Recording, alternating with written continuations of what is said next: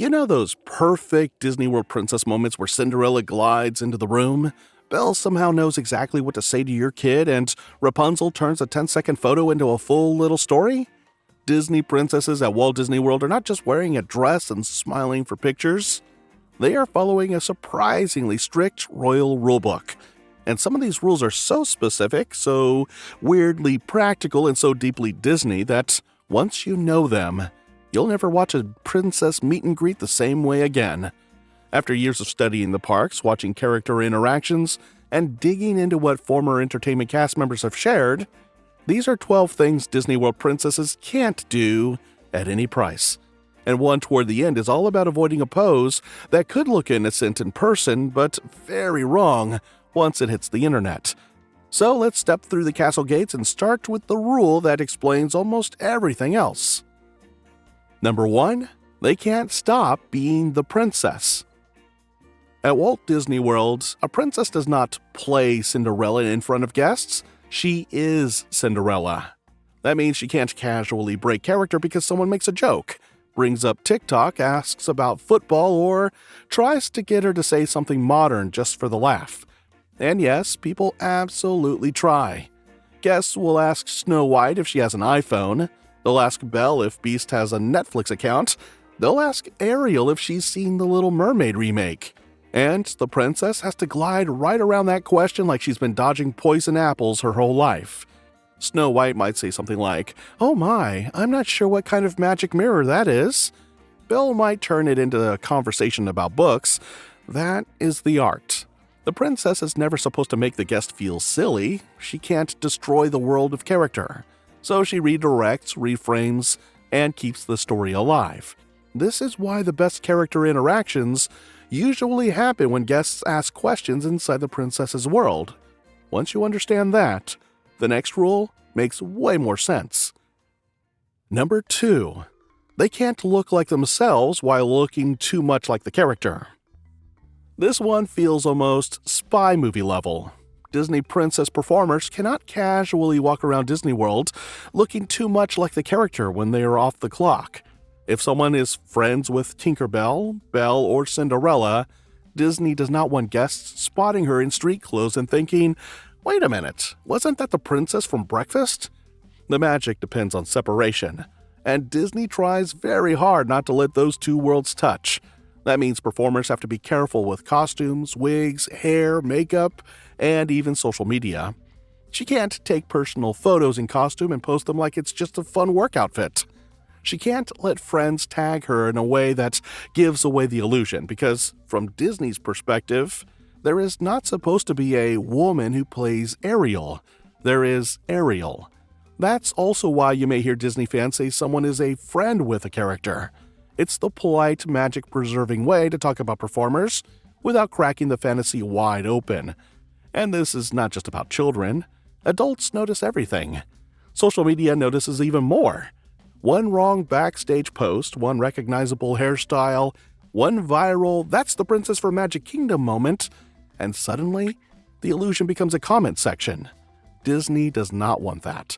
And that brings us to the next rule, because before someone ever earns that crown, Disney has to decide which royal world they physically fit into. Number 3, they can't choose any princess they want. Here's the part that a lot of people don't realize. You don't just show up to a Disney audition and say, "I'm here to be Belle." Even if you have Belle's voice, even if you own 17 yellow dresses, even if your whole family has told you since age 6 that you were born for the ballroom. Disney casting decides where you fit in. And at Walt Disney World, character performance is incredibly specific. Disney's official character performer information says performers may pose for photos, sign autographs, create magical moments, and work in meet-and-greet locations across Walt Disney World. And it also notes that auditions can include movement combinations, animation exercises, and physical measurements like height, waist, and head circumference. That is a full casting system, because Disney is not only hiring an actor, they are maintaining consistency across thousands and thousands of guest interactions. And here's the humbling part. A performer might be wildly talented and still not be selected for a princess role. Not because she isn't good, but because Disney may not have a role that matches her exact look, height range, or current entertainment needs. That's the first big behind-the-scenes truth.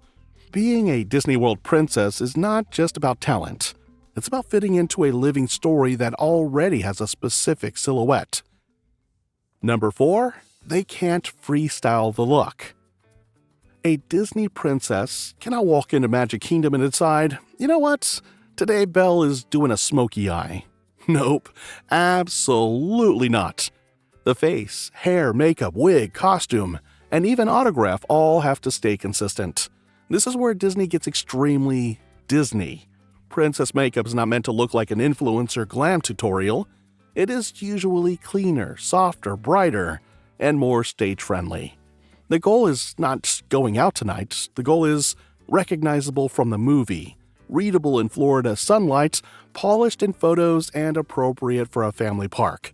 That means there are approved looks, approved colors, approved styling, approved wig placement, approved ways to refresh the look between sets. And the autograph? That is a performance too. When Ariel signs her name, it cannot look totally different from one day to the next because a different performer is friends with Ariel that afternoon.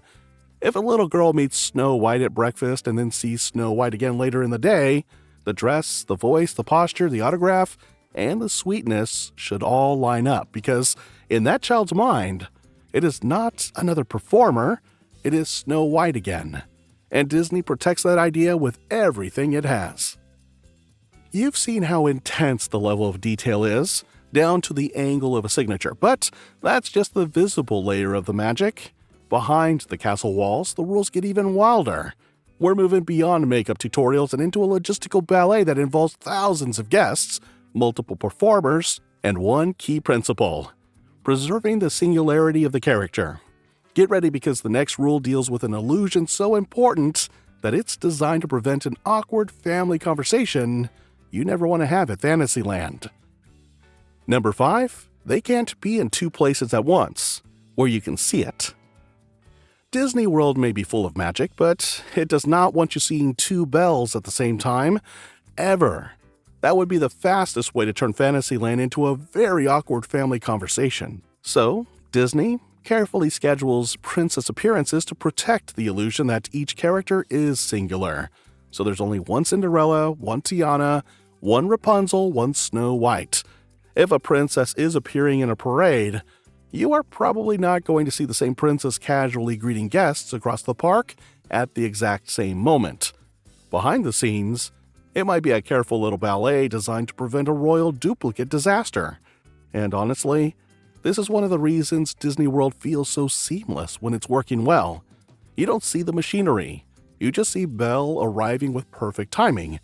But the princess herself has to follow the system. She can't wander and decide to say hello somewhere else, because in Disney's world, two Cinderellas don't cross paths, not on stage, not ever.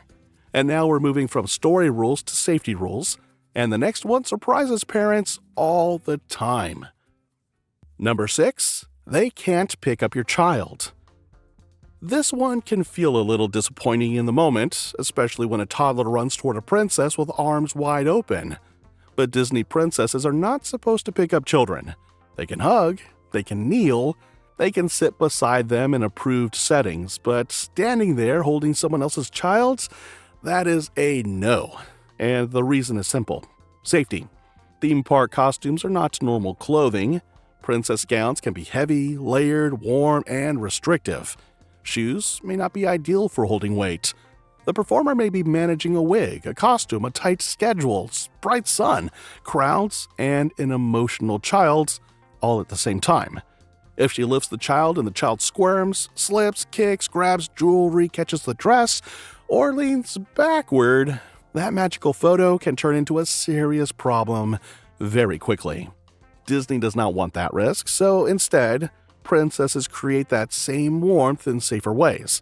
They lower themselves to the child's level, and honestly, those photos often look better anyway. The child looks comfortable, the princess looks graceful. No one is trying to balance a wiggly preschooler in a ball gown. So, if you're visiting with little kids, prep them before the meet and greet. Tell them you can hug the princess, but she may not pick you up. That one sentence can prevent confusion in the moment.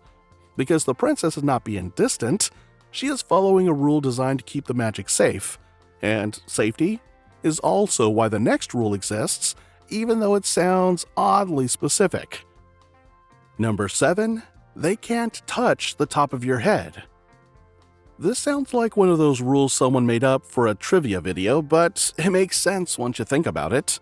A Disney princess generally should not pat, rub, or touch the top of a guest's head, especially a child's head. Part of this is hygiene, and also that wigs are expensive. And in a park that welcomes thousands of guests every day, Disney has to think about things like lice, hair products, sweat, and anything that can transfer from guest to performer or from performer to costume. But there's also a cultural piece. In some cultures, touching someone's head is rude, disrespectful, or deeply inappropriate, and Disney World is an international destination, so the safest standard is simple: don't touch the head. And that does not mean the interaction becomes cold, not at all. A princess can hold a hand, give a curtsy. There are plenty of ways to make a child feel seen without touching the top of their head. But now let's talk about one of the most graceful Disney rules of all, because it turns something as boring as picking up trash into a tiny piece of choreography. Number 8. They can't bend straight over at the waist. Here's the one you asked about, and it's a fun one. The rule states that Disney cast members, especially princesses, should not simply bend over at the waist. While this is a broader Disney showmanship guideline rather than a specific royal decree, it perfectly encapsulates how princess performers are trained to move. Think about the potential visual disaster if Cinderella drops a small token. She can't just fold forward at the waist like a civilian grabbing car keys from a parking lot. That movement instantly shatters the royal silhouette. The intentional motion is replaced with elegance. This involves a soft bend through the knees, a controlled, deliberate lower, gentle skirt management if the gown requires it, and a graceful reach. She then returns upright as if the action was entirely effortless. That is the Disney difference. Practical movements are elevated to stay entirely within the character's world. A princess doesn't lunge for a dropped pin. She retrieves it with the smooth, composed effortlessness of a royal figure expecting a bird to land on her hand at any second. This meticulous attention to posture is essential because Disney World is a massive filming location. Guests constantly film every interaction.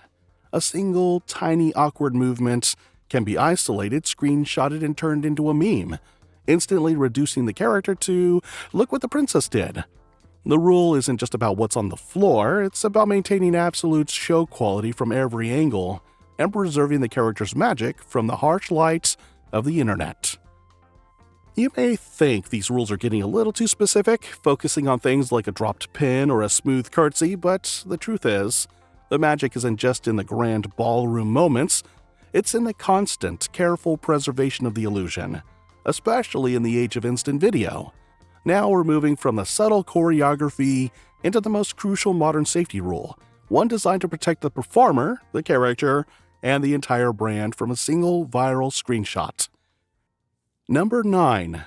They can't make poses or movements that could look suggestive. This one has to stay in the script because it may be one of the most important modern character rules. Disney princesses have to avoid any movement, pose, gesture, or physical setup that could look suggestive, flirtatious in the wrong way, or easy to misinterpret, even if everyone in the moment knows it was innocent. Why? The princess has to protect the character. So the answer becomes a graceful redirect. She may offer a royal pose instead, a curtsy, a storybook wave, something warm but unmistakably family-friendly. A good character photo should never create confusion about contact, body language, or intent. No adult joke energy. Every movement still has to belong inside a family park. So if you're meeting a princess, don't ask for a weird pose. You will get better interactions if you give her something she can build on safely, and the magic will survive the upload. Now, if you thought that was strict, wait until you hear how Disney handles proposals. Number 10. They can't be in the center of your proposal moment. Disney World proposals happen all the time, in front of Cinderella Castle, near wishing wells, at character meals, during fireworks. Basically, if there is a pretty view and someone has a ring box, it has probably happened here. But princesses have to be careful. They generally should not be positioned in a way that makes it look like they are the one being proposed to. That sounds funny until you picture the photo. That is a character integrity problem, because Disney princesses already have their stories. Cinderella is not accepting a ring from a random guy from Ohio in the middle of Fantasyland. So if you want to involve a princess in a proposal, the smart move is to talk to the character attendant first. An attendant may help create a celebration after the proposal.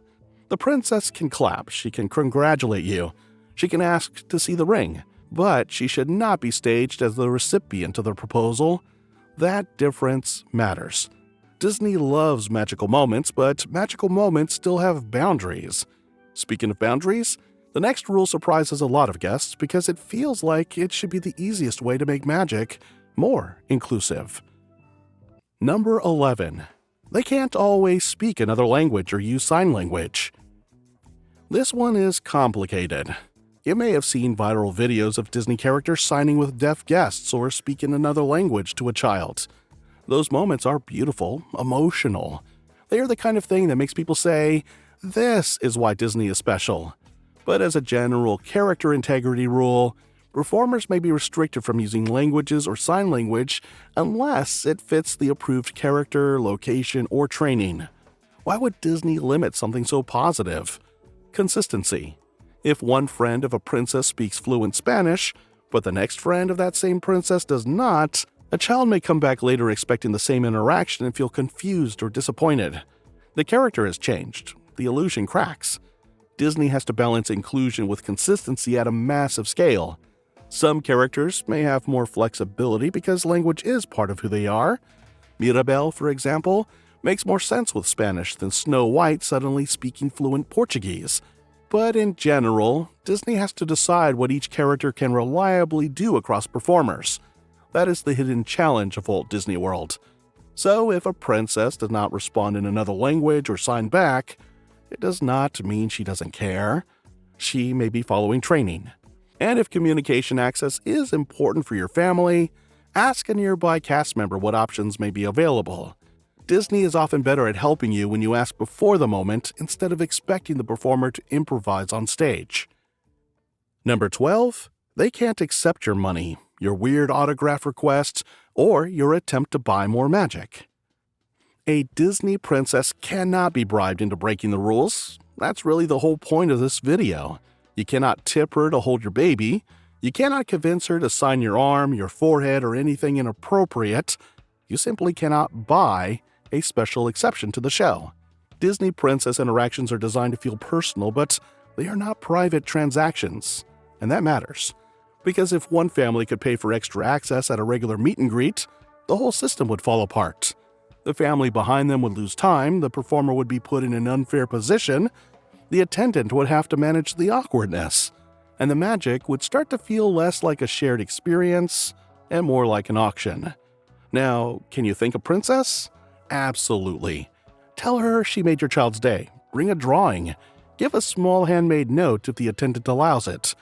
Leave a cast compliment through the My Disney Experience app or guest relations. That is one of the best ways to recognize a performer because it goes into the system in a way managers can actually see. But cash? No. Pressure? No. Weird requests? Also, big no. And the autograph rule is worth remembering. Bring something easy to sign like an autograph book. But do not ask a princess to sign skin, clothing you are currently wearing, or anything that would feel inappropriate in a family environment. Make it easy for her to say yes. That is the secret to better Disney character interactions.